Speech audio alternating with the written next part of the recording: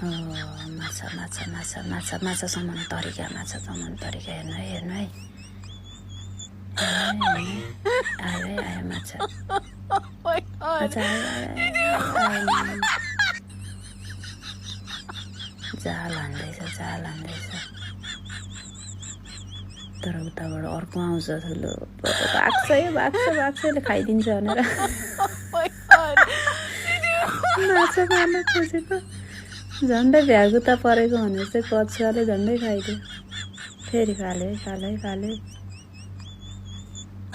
माछा पक्कै पनि यसले माछा समाउँछ है मुखमा चारो लिएर गएको छ चारो आयो